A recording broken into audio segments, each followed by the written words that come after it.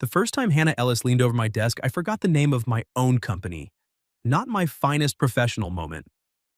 One second, I was Ryan Mercer, 25, reasonably competent product analyst at a small marketing software firm in Portland, Oregon. The next, I was a man staring at a laptop screen like it had started speaking ancient Greek, while the woman I had been quietly, stupidly, respectfully crushing on for 6 months stood close enough for her sleeve to brush my arm. "Look right here," she said, tapping my screen with one burgundy-painted nail. "The client journey breaks on the pricing page." I looked. At least I tried to. But Hannah had leaned across my desk from the side, one hand braced near my keyboard, her dark hair falling over one shoulder, her perfume light and clean, like orange peel and something warmer. She wore a cream sweater, black trousers, and the dangerous confidence of a woman who knew exactly what she was doing with a spreadsheet and possibly with my nervous system. My cursor hovered over nothing. My brain offered no assistance. Hannah turned her head, caught me looking at the wrong thing entirely, and grinned. Distracted? I sat back so fast my chair squeaked. The whole office heard it. 3 people looked over. I cleared my throat like a man testifying before Congress. "No, I'm focused." "On the pricing page?" "Deeply. The pricing page is over there." She pointed again. I looked at the screen this time because I did still want health insurance. Hannah laughed under her breath, not cruelly. That was the problem with her. If she'd been mean, I could have been sensible. If she'd flirted with every guy in the office, I could have written it off as habit. But she didn't. She was sharp with everyone, warm with a few, and with me she had developed this very specific habit of standing just slightly too close and saying my name like she was testing whether I'd drop something. I usually did. A pen, a thought, my dignity. I worked at Lumabridge, a company that made customer onboarding software sound more exciting than it was. My job was to study where users clicked, where they hesitated, and where they gave up entirely. In other words, I was paid to notice patterns. Except the pattern between Hannah and me had been obvious for months, and I had pretended not to see it. Partly because she was our lead brand designer, terrifyingly talented, and the kind of person who could make a terrible idea look good before gently explaining why it was still terrible. Partly because office romances were a bad idea, and partly because 2 years earlier, at my first job, I'd asked out a coworker who I thought had been flirting with me. She hadn't been. She was kind about it, but someone overheard, someone made jokes, and for 3 months I became Romeo in Slack reactions every time I spoke to a woman. So now I had rules. Don't assume.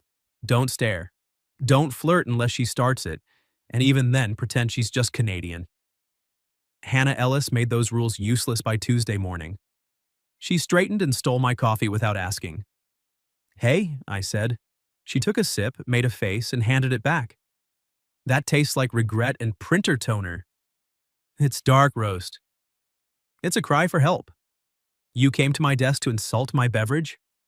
"I came to save your numbers from my design brilliance." "That sounds backwards." "It usually is with you." I looked up at her. You know, some people start collaboration with hello. And some people drink sadness from a mug that says, "Ask me about conversion rates." We all have flaws. I tried not to smile. Failed. That was the thing. Hannah didn't just look beautiful leaning over my desk. She made the room change temperature. She made the work feel less like rows of data and more like a puzzle we were solving together. She challenged me without making me feel small. She laughed at my driest jokes. She remembered that I hated cilantro and once rearranged an entire team lunch order because, in her words, Ryan has suffered enough. I was attracted to her, yes. Anyone with eyes and a functioning pulse would have been. But I was drawn to the way she noticed things. Like how she had caught me staying late 3 nights in a row and left a granola bar on my keyboard with a sticky note that said, "Your blood sugar is not a productivity strategy." Or how she argued with our boss, Marcy, until the new intern got credit for a campaign idea everyone else had talked over. Or how, when she was thinking hard, she twisted her ring around her thumb, even though it wasn't a wedding ring, just silver with a tiny moon stamped into it. I knew that because I noticed patterns. Unfortunately, I also noticed when she stopped joking. It happened at 10:42. We had moved from my desk to the small conference room by the windows. Hannah sat beside me instead of across from me because she said, "I'm not yelling design notes at you like we're divorced." I said, "Were we married long?" "Long enough for me to get the good chair." We were reviewing a demo for a big pitch the next day. The client was a national coffee chain, and if we landed them, Lumabridge could stop pretending the office snack budget was seasonal. Hannah clicked through her mock-ups on her tablet. "See, if we shift the testimonial higher, it feels warmer." "Warmer how?" "Less like software. More like someone is helping you before you realize you're lost." I glanced at her. "That's strangely beautiful for a landing page." She looked at me then, really looked, and for a second the room went quiet in that specific way offices almost never do. Phones rang outside. Someone laughed near the kitchen. A printer jammed with the bitter drama of a machine that hated us all. But Hannah didn't look away. "Careful, Mercer," she said softly.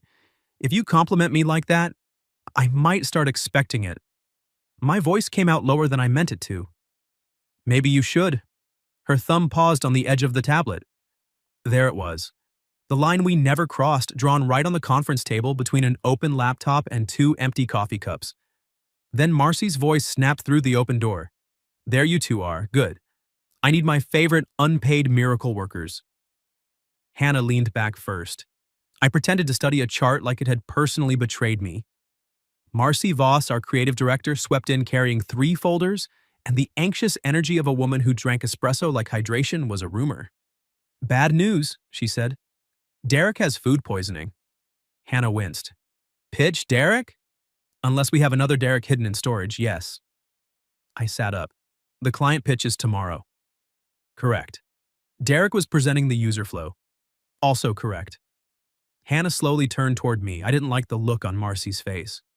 Marcy dropped a folder in front of me, then one in front of Hannah. "You two built the strongest part of the deck. You know the logic, she knows the story. You're presenting together." I should have been worried about the pitch. Instead, all I could think was that Hannah and I would be standing shoulder to shoulder in front of 12 executives, pretending we didn't have 6 months of almost something humming under every sentence. Hannah recovered first. "Fine, but Ryan needs a better shirt." I looked down at my blue button-down. "What's wrong with this shirt?" "It says you know pivot tables but have never been kissed in good lighting." Marcy blinked. "I'm going to pretend I didn't hear that?" I wasn't sure I had survived it. By lunch, Hannah had dragged me to the sample room where old campaign boards and emergency blazers went to die. She found a charcoal jacket hanging behind a rack of branded tote bags and held it up to my shoulders. "See," she said, "already less tax audit. You're enjoying this." "A little." "You dress all your coworkers?" "No." Her eyes flicked to mine. "Just the ones who freeze when I lean over their desks." My mouth went dry. She stepped closer to adjust the lapel, her fingers brushing the collar near my throat. Not accidental. Not exactly innocent either. I could have made a joke, I should have. Instead, I said, "Hannah." Her hand stilled. For one brave, reckless second, I thought I was going to say it. Not everything. Not some dramatic confession beside a box of discontinued brochures. Just enough. "I like you. I think you know. Tell me I'm not imagining this." But before I could get any of it out, someone behind us coughed. We turned. Derek stood in the doorway, pale, sweaty, and very much not home with food poisoning. His eyes moved from Hannah's hands on my jacket to my face, then back to her. "Wow," he said. "So it's true." Hannah's fingers dropped from my collar.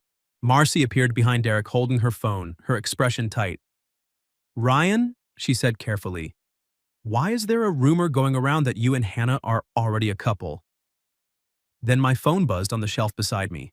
A message from an unknown number lit up the screen. "If you're pretending with her tomorrow, you should know she's leaving after the pitch." I stared at the message until the words blurred. "If you're pretending with her tomorrow, you should know she's leaving after the pitch." Leaving. The word hit harder than it had any right to. Hannah wasn't my girlfriend. She wasn't even my almost girlfriend, technically. She was my coworker who stole my coffee, insulted my shirts, and occasionally stood close enough to make me forget basic motor skills. Still, my chest tightened like someone had slipped a hand between my ribs. "Ryan," Marcy said. I locked my phone and slid it into my pocket. Derek was still watching us with the grim satisfaction of a man who had either solved a mystery or started a fire. "What rumor?" Hannah asked, and her voice was calm in a way that made me look at her. Marcy sighed. "That you and Ryan have been secretly dating for months, and that's why you're presenting together tomorrow." "That's ridiculous," I said too quickly.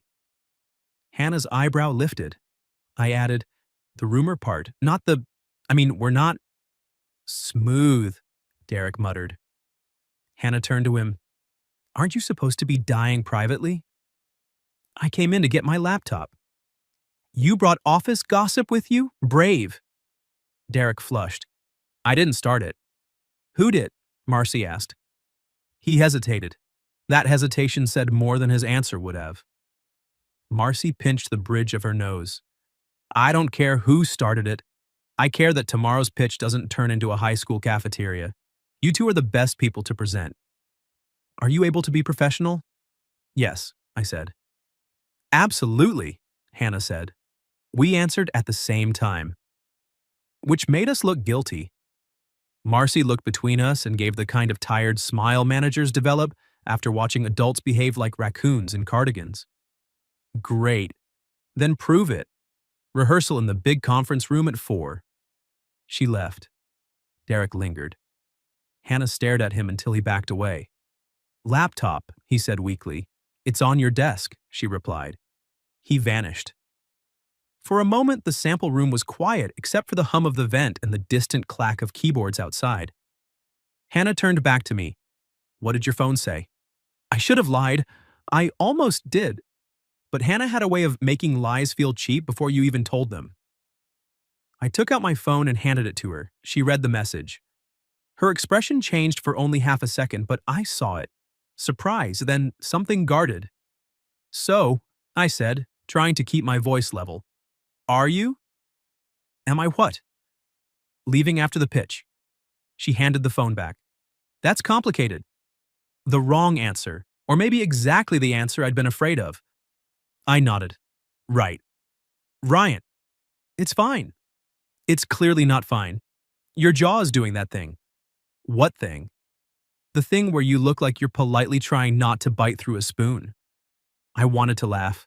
I wanted to ask her to stay. I wanted to not care enough to ask anything. Instead, I said, "You don't owe me an explanation." Her face softened, and somehow that was worse. "No," she said, "but I might want to give you one." The air shifted again.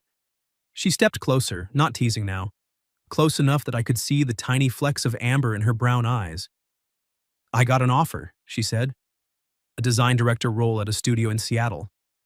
I should have said congratulations immediately. A better man would have. I managed, "That's huge." "It is. You'd be amazing." "I know." That startled a laugh out of me. Her mouth curved. "I didn't say I was humble. No one's accused you. But I haven't accepted." She folded her arms, then unfolded them like she didn't know what to do with her hands. "They want an answer tomorrow night. After the pitch." My stomach dropped again, but this time I knew enough to hide it poorly. Hannah watched me. "Say something." "What do you want me to say?" The truth would be weird but refreshing.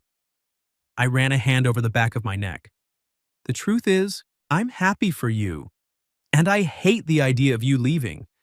And those two feelings are apparently having a knife fight in my chest."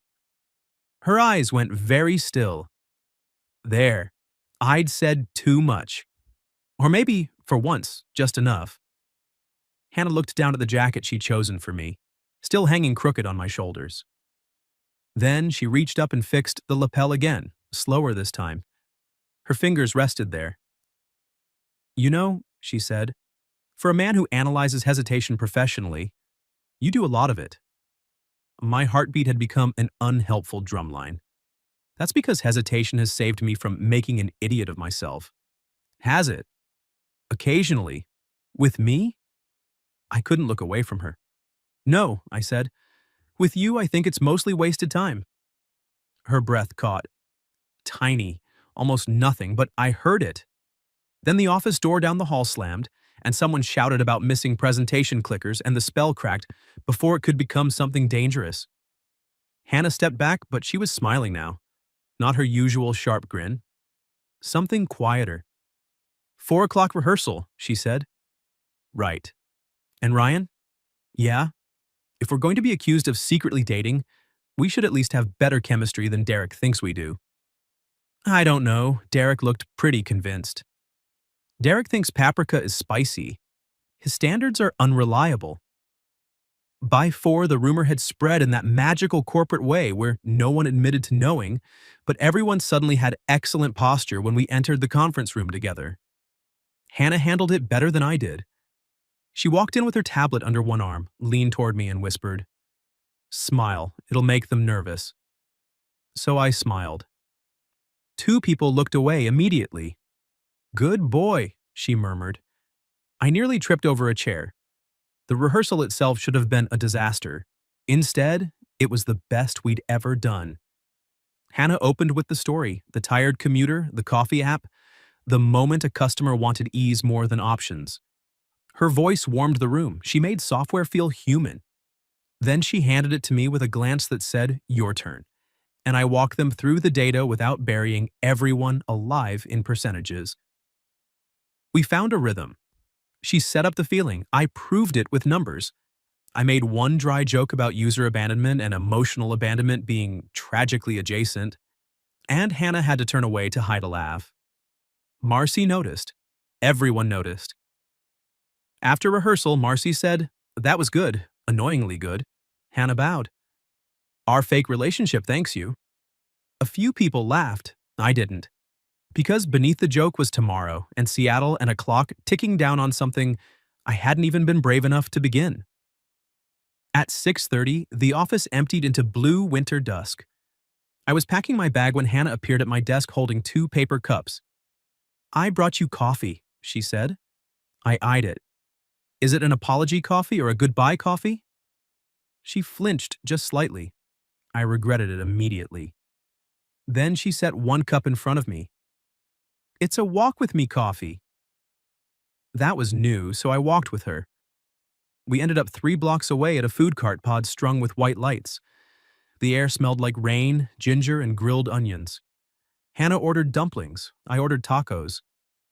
We sat at a tiny metal table under a heat lamp that painted her hair copper at the edges. It felt dangerously like a date.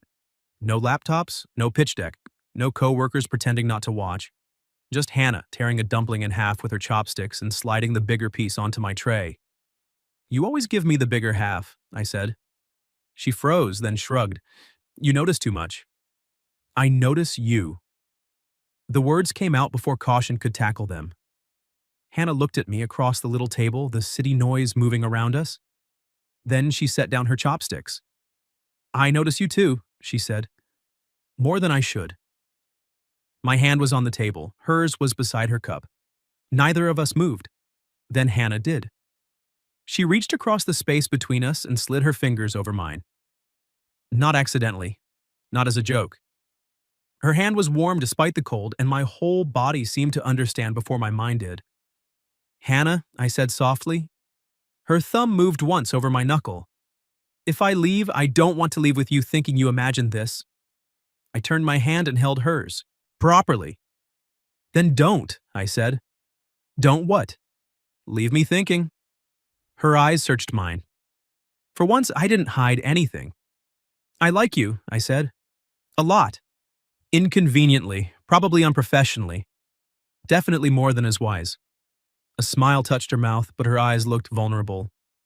"I like you too, Ryan." The heat lamp buzzed overhead. My heart tried to restart civilization. Then her phone vibrated on the table. She glanced down. Whatever she saw erased the smile from her face. I looked before I could stop myself. A text from a name saved as Kellen. "Don't sign anything with Luma Bridge tomorrow. We need to talk about Ryan. We need to talk about Ryan." There are sentences that make a man feel interesting. That was not one of them. Hannah turned her phone face down like it had insulted both of us. I still had her hand in mine. Or she still had mine. Either way, neither of us let go immediately, and that mattered more than I expected. Who's Kellen? I asked. My old boss. The answer came fast. Too fast to be nothing, not fast enough to be rehearsed. Old boss from Seattle? She sighed. Yes. The design studio offer? Yes. And he wants to talk about me? Apparently my voice had become very calm, which was always a bad sign. Calm was where I put things when I didn't know where else they belonged. Hannah looked down at our hands. I don't know why he said that. But he knows who I am. He knows you're presenting with me tomorrow. How? Her jaw tightened. Because I told him. I pulled back before I meant to. Hannah noticed. Of course she noticed. She noticed if a button was 2 pixels off center. A man flinching away from her hand didn't stand a chance. Ryan, she said. I stood, then immediately regretted it because standing made it look like I was leaving. And I didn't want to leave. I wanted to rewind 10 minutes to her saying she liked me. I wanted to live there a while, under the heat lamp with dumplings and her thumb moving over my knuckle. Instead, I shoved my hands into my coat pockets. So he's checking up on me? No, maybe, I don't know. That's comforting. Her eyes flashed. Don't do that. Do what? Retreat into sarcasm and hurt feelings before you ask me one real question. That landed clean. I looked away toward the line of food carts, the wet pavement shining under strings of lights. A couple walked past sharing an umbrella, laughing like the weather had been arranged for them personally. I took a breath. Then another. Okay, I said. Real question. Is there something I should know? Hannah's expression softened, but she didn't answer right away. She stood too, wrapping her coat tighter around herself. Kellen hired me at my last agency. He was my mentor for a while. Then he wanted more say in my life than he'd earned. I went still. Were you together? No. She looked me directly in the eye. Never. He asked. I said no. He got weird. The jealousy in my chest had nowhere honorable to go, so it turned into anger on her behalf. What kind of weird? The professional kind. The I'm only trying to help you kind. He'd warn me about people, tell me who was using me, who was holding me back. When I got recruited here, he said I was making an emotional decision. To move to Portland? To get away from him. I swore quietly. Hannah gave a humorless little smile. Exactly. And now he's offering you a director role? At a different studio. He's consulting there. He says it's a huge opportunity. But he's texting you about me? Yes. The food cart lights flickered in the damp air. I wanted to grab her phone, call the guy, and say several things that would get me banned from LinkedIn. But romance I was learning in real time was not the same as charging into battle with a stapler. So I asked, what do you want? Hannah blinked. I don't mean Seattle, I said. Not only Seattle, I mean right now. Do you want advice? Do you want me to be mad? Do you want me to shut up and eat half a cold taco? A real smile tugged at her mouth. That last one is tempting. I'm emotionally mature enough to offer it. Barely. Barely still counts. Her smile faded into something more delicate. I want you not to look at me like I set you up. My chest tightened.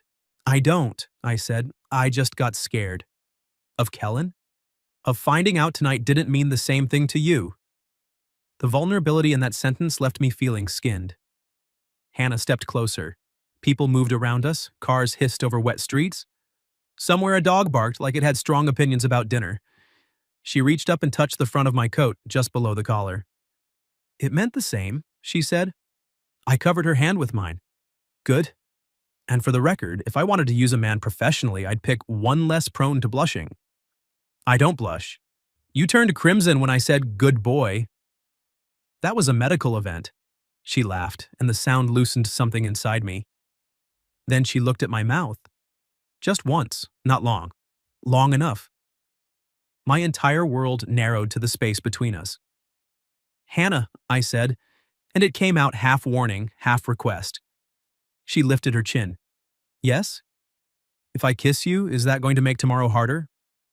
Probably. I nodded, trying to be noble. Then maybe we should. She fisted her hand gently in my coat and pulled me down. The kiss was soft at first, almost careful, like we were both waiting for the office walls to appear around us and demand documentation. Then she made a small sound against my mouth. That was the end of careful. I kissed her like I'd been trying not to for 6 months. Like every stolen glance and almost touch had gathered interest. Her hand slid from my coat to the back of my neck, cold fingers against warm skin, and I forgot the food carts, the pitch, Seattle, Kellen, everything, except the fact that Hannah Ellis wanted me close. When we broke apart, she stayed there, forehead nearly touching mine. "Still distracted?" she whispered. I laughed under my breath. "Catastrophically." "Good." I brushed a strand of hair away from her cheek. "For the record, that was not fake chemistry." "No?" "No, that was peer-reviewed." She smiled, but her eyes shone a little. And that was when I realized something important. Hannah had been brave first. With her hand, with the truth, with the kiss. She had reached for me while complicated things circled around her, and if I let fear make me smaller now, I'd regret it long after she made whatever choice came tomorrow. So I said, "I don't want to influence your decision." "You already do." My heart stumbled. She saw it and squeezed my hand. "Not in a bad way, but pretending you don't matter would be dishonest. I don't want you to stay for me if Seattle is what you want. And I don't want to leave because I'm afraid someone like Kellen will call me foolish for choosing a life I actually like." I studied her face. "Do you like it here?" Her thumb traced the seam of my sleeve. "I like my apartment. I like the rain even though it's smug. I like the weird tiny bookstore by the office. I like that Marcy pretends not to care and then remembers everyone's birthday. I like collaborating with you." "Collaborating," I repeated. "Extensively. After that kiss, I feel obligated to inform HR. Please don't. Your report would include charts. Only if they were tasteful." She laughed again, but then her phone buzzed. We both looked. She didn't pick it up. Instead, she turned it off. The gesture was small, decisive, and somehow more intimate than the kiss. "I'll deal with him tomorrow," she said. "Tonight I want to finish our food and let you walk me home." That sounds like a date. It does, doesn't it? Are we allowed to call it that? Her smile went warm and wicked. "I kissed you under a heat lamp next to a dumpling cart, Ryan. I think the naming rights are ours." So we sat back down. The tacos were cold. The dumplings were worse. It was the best meal I'd had in years. We talked about everything except the pitch for nearly 40 minutes. Her childhood in Spokane, my disastrous attempt at youth soccer, her first design award which she had won at 17 and then hidden because praise made her uncomfortable. "That explains why you insult me when I compliment you," I said. "I'm building character."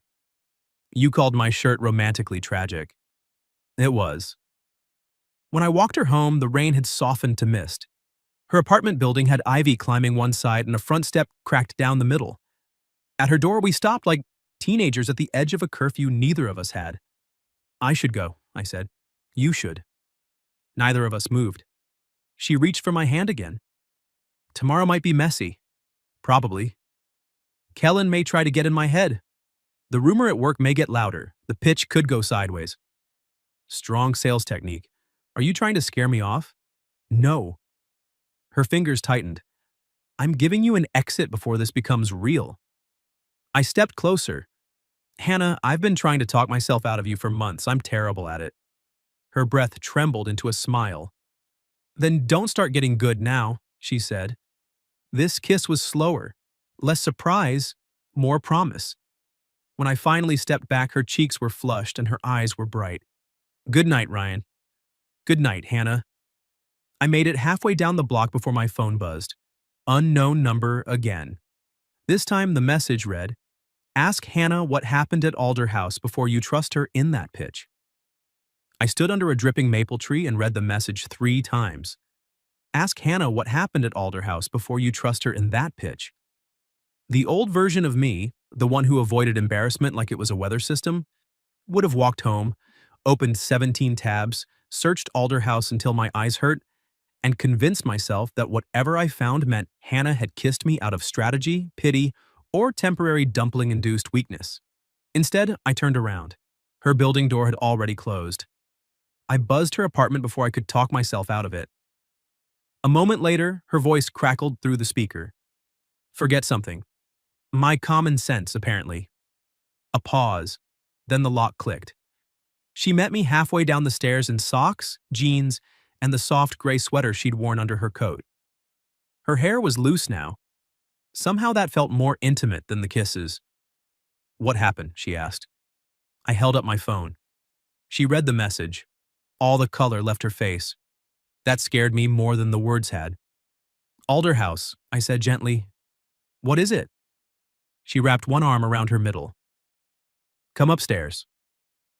Her apartment was small and warm, with framed prints leaning against one wall like she hadn't decided where beauty belonged yet.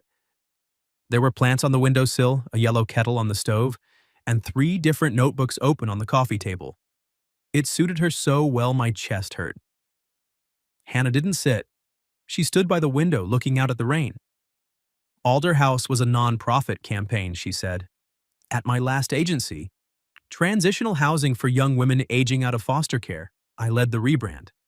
That sounds like good work. It was supposed to be. She took a breath. Kellen was senior strategy. He wanted the campaign to feel emotionally urgent. Donations had stalled. He pushed for stories with sharper edges. What does that mean? It means he wanted to use details the residents had shared in private intake interviews, trauma, family histories, things they hadn't agreed to put in public ads. I felt my stomach turn. I said no, Hannah continued. He told me I was being precious, that if we wanted money, we needed pain. People could recognize in 3 seconds on a billboard. That's disgusting. Yes. She finally looked at me. So I killed the concept. How? I went directly to the nonprofit director and told her what he was planning. I showed her the mock-ups. She pulled the contract from our agency. Good. My agency didn't think so. I was starting to understand. Hannah rubbed her thumb over that silver moon ring. Kellen told everyone I'd sabotaged the account because I was too emotional to handle serious work. He said I'd gone behind the team, cost the agency money, and embarrassed him. Technically, parts of that were true. No. She blinked. No, I repeated, stepping closer. You protected people who trusted you. That's not sabotage. Her mouth trembled, just barely. I knew that, mostly. But when enough people repeat a story with confidence, it gets harder not to hear it in your own voice. The room went quiet. This was the thing beneath her sharp jokes and perfect posture. Not weakness, a scar. One she kept covered so carefully she'd almost convinced everyone it wasn't there. I set my phone face down on the table. I believe you, I said. She stared at me like I'd handed her something fragile. You don't want proof. I'm not opposed to proof. I love proof. Proof and I have a committed relationship. I tried a small smile, but I don't need Kellen's version before I believe yours. Her eyes filled, though she looked annoyed about it. Don't be nice, she said. It ruins my whole brand. Your brand is terrifying competence with occasional dumpling generosity. That's proprietary. I moved closer, slowly enough for her to step away if she wanted. She didn't. Instead, she reached for me. Not a dramatic collapse, just one hand curling into my shirt, her forehead lowering to my chest like she was tired of holding herself upright for a minute. I wrapped my arms around her. Her body softened against mine. And there it was. More intimate than flirting, riskier than kissing under string lights. Trust, warm and trembling between us. I'm scared, she whispered into my shirt. I tightened my hold. Of tomorrow? Of wanting things, the job, the pitch, you? Of choosing wrong and hearing his voice in my head forever. I pressed my cheek to her hair. Then we'll make tomorrow loud enough to drown him out. She gave a shaky laugh. That is either romantic or a threat against acoustics. I contain multitudes. She leaned back to look at me. You really do. I brushed my thumb lightly beneath her eye, catching a tear before she could pretend it wasn't there. Her gaze dropped to my mouth. Ryan, she said softly, if you kiss me right now, I may completely forget the presentation opening.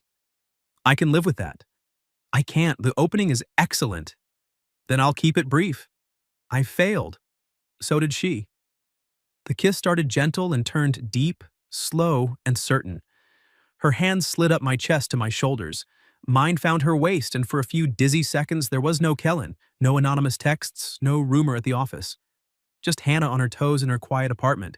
Kissing me like choosing me was not a complication, but a relief. When we parted, she stayed close. Brief, she murmured. I'm more of a long-form analyst. I've noticed. Her smile was still a little watery, but it was real. We spent the next hour on her couch with tea neither of us finished, rebuilding tomorrow from the inside out. Not the slides, the spine, her story, my data, our rhythm. At midnight, she looked at me over her mug. If Kellen texts me again, I'm not answering. Good. If he shows up tomorrow, then you decide how to handle him. I'll stand beside you, not in front of you. Her expression changed at that. Softened. Deepened. Thank you, she said, for understanding the difference. I thought of all the ways I'd wanted to rush in, fix it, prove something. I'm learning. At her door, leaving was physically painful. She stood with one hand on the frame. No disappearing tonight into your anxiety cave. I don't have an anxiety cave. You absolutely have an anxiety cave. It has spreadsheets. Rude but accurate. If you panic, text me. If you panic, text me. I asked first. I answered better. She smiled, then pulled me down by my coat lapels and kissed me once more. Quick this time. A promise, not a detour. Go home, Mercer. Yes, ma'am. I walked home lighter than I should have, considering my phone held 2 anonymous messages, and tomorrow could redefine both our careers. But Hannah had trusted me with the ugly story, and I had believed her. That felt like a beginning. The next morning, the office buzzed like someone had fed gossip to the espresso machine. Hannah arrived 5 minutes after I did, wearing a dark green dress and the charcoal blazer she'd forced on me yesterday draped over one arm. My mouth went completely dry. She stopped at my desk. You're staring. I'm focused. On the pricing page? Deeply. Her grin flashed, and just like that, the room shrank to the two of us. Then she handed me the blazer. Put this on. We have executives to emotionally manipulate with clean design. I stood, slipping into it. She stepped in to fix the collar, her fingers lingering 1 second too long. Someone near the kitchen whispered. Hannah didn't move away. Instead, she looked up at me and said clearly, Good luck today, Ryan. Then, softer, only for me. I'm glad. It's you. My heart did something reckless. I'm glad it's you too. Marcy appeared with a headset and the haunted eyes of a woman managing 17 disasters. Conference room, now, client is early. We walked side by side. At the glass doors, Hannah paused. Her hand brushed mine once, hidden between our bodies. I took it for half a heartbeat and squeezed. Then we stepped in. 12 executives sat around the table, and beside the CEO, wearing a navy suit and a pleasant smile, was Kellen. Hannah stopped so abruptly I almost collided with her. Kellen's gaze flicked to our hands as we separated. Then he smiled wider. Hannah, he said. Ryan, I've heard so much about your partnership. For 1 second, no one moved. Hannah stood beside me in the doorway, her shoulders squared, her face carefully blank. I knew that face now. It was the one she wore when someone had taught her that feelings were liabilities. Kellen rose halfway from his chair like a man expecting applause for existing. I hope I'm not a surprise. You are, Hannah said. Her voice was steady. Mine wasn't, so I didn't use it. Marcy shot us a glance sharp enough to slice glass. Kellen is consulting with North Star Coffee on brand transition. He joined late. Lucky timing, Kellen said. Hannah's hand brushed mine at her side. Not a request for rescue, a reminder. Stand beside me, not in front of me. So I did. I took my place next to the screen. Hannah took hers beside me, close enough that our sleeves touched. Kellen watched the contact with interest. Let him. Hannah opened the presentation, not with a tremor, not with fear, with the story we'd built together on her couch. At 7:18 on a rainy Tuesday, she began, your customer does not want to be impressed by an app. She wants to get coffee without feeling like one more decision is being demanded from her before the day has even started. The room changed. I felt it happen. Executives leaned forward. Pens paused. Even Marcy, who had seen the rehearsal, softened like she was hearing it new. Hannah made the pitch human. Then she glanced at me. Your turn. I stepped in with the data, clean, direct, no hiding behind jargon. Every number had a purpose because every number supported her story. We were good. Not fake couple good. Not office rumor good. Us good. Then Kellen raised his hand. Interesting, he said. But isn't this a little sentimental? North Star is expanding nationally. We need edge, not comfort. Hannah didn't flinch. Comfort is the edge, she said. In a crowded market, ease becomes emotional differentiation. A few executives nodded. Kellen smiled like he'd expected that. That sounds lovely. But Hannah has always been cautious about emotional risk. There it was. Alder House dressed in corporate language. My pulse jumped. Hannah inhaled once, then she looked at me. Not helpless. Choosing. I gave the smallest nod. She turned back to the table. That's not accurate. Kellen's smile thinned. Hannah continued. I'm careful with trust. There's a difference. The room went very quiet. She clicked to the next slide. User feedback from North Star's trial market.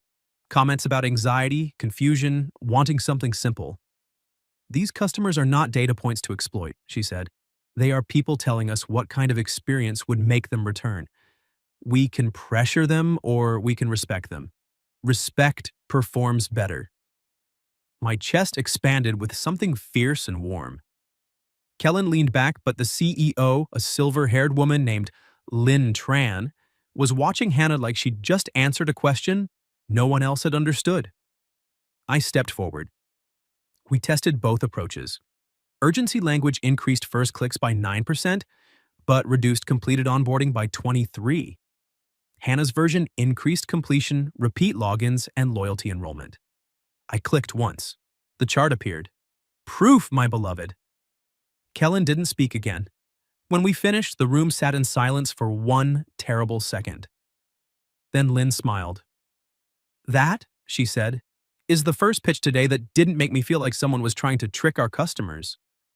Marcy made a tiny sound that might have been a prayer. By noon, North Star wanted a contract. By 12:10, Kellen was gone. By 12:15, Hannah and I were alone in the small conference room because Marcy had ordered us to go, look humble somewhere private. The second the door closed, Hannah turned to me. Her eyes were bright, her hands were shaking. I reached for them. Hey. We did it, she whispered. You did it. We, she corrected. I smiled. We. She laughed once, breathless, then stepped into me so fast I barely had time to open my arms. I held her right there between the conference table and the whiteboard, surrounded by abandoned coffee cups and the ghost of every almost moment we'd wasted. I'm not taking the Seattle job, she said into my shoulder. My heart stopped, then started too hard. I pulled back. Hannah, don't decide because of me. I'm not. She cupped my face with both hands. I'm deciding because I don't want to work anywhere. Kellen's voice has a key to the room. I'm deciding because I like my life here. And yes, I'm deciding because there's a man in this office who looks at me like I'm not too much when I tell the truth. I swallowed. You're not too much. I know, she said, and her smile trembled. I'm starting to. Then she kissed me. No heat lamp, no apartment doorway, no pretending it was anything less than what it was. A choice. Outside the glass wall, someone gasped. Someone else clapped once before being violently shushed. Hannah laughed against my mouth. I rested my forehead against hers. HR? Probably. Worth it? She kissed me again, softer. Deeply. The rumor changed after that, not disappeared. Changed. People stopped whispering that we were secretly dating and started openly asking whether they should avoid scheduling us in the same room if they wanted productivity. Marcy made us sign an office relationship disclosure form with the expression of a woman trying not to smile. Derek apologized for repeating gossip, then immediately asked if he could include romantic tension as a contributing factor in the successful pitch recap. Hannah told him she would end him in tasteful typography. 2 weeks later, North Star signed. 1 month later, Hannah accepted a promotion at Luma Bridge that Marcy claimed had nothing whatsoever to do with blackmailing me with talent. 3 months later, I stopped sitting at my desk like a man awaiting trial every time Hannah walked by. Mostly, she still had power, especially when she leaned over my shoulder to look at my screen. Distracted, she would murmur. Professionally endangered, I'd say. Good. By the following spring, we had a routine. Friday nights were ours. No decks, no analytics, no emergency brand revisions unless something was literally on fire. We tried new restaurants, argued about whether minimalist menus were hostile, and took long walks in the rain because Hannah insisted Portland Mist was romantic if you stop being dramatic. She met my sister and won her over in 9 minutes by insulting my college haircut. I met her mother, who looked me up and down and said, "You seem kind. Don't make that boring." I promised to do my best. A year after that first frozen moment at my desk, I came home to our apartment, with her framed prints finally on the walls and my terrible conversion rate mug demoted to holding pens. Hannah was at the kitchen table, barefoot, hair piled messily on top of her head, sketching logo concepts for a nonprofit that supported foster youth. This time, she was doing the work on her own terms. I leaned in the doorway and watched her. She looked up. "You're staring." "I'm focused." "On what?" "You." Her expression softened in a way that still undid me. Then she held out her hand. I crossed the room and took it. She pulled me close, tilted her face up, and kissed me under the warm kitchen light while rain tapped softly against the windows. Behind her, my old mug sat full of pencils. Beside it, her silver moon ring caught the light. And for once, when Hannah leaned close, I didn't freeze. I leaned closer. What would you have done if your work crush leaned over your desk, caught you staring, and asked if you were distracted? Have you ever experienced something similar? Tell your story in the comments. And for those who'd like to be a little closer to us, we've opened memberships where you'll get shorter exclusive stories every week with no ads. If you like this one, leave a like, subscribe, and I'll see you in the next video.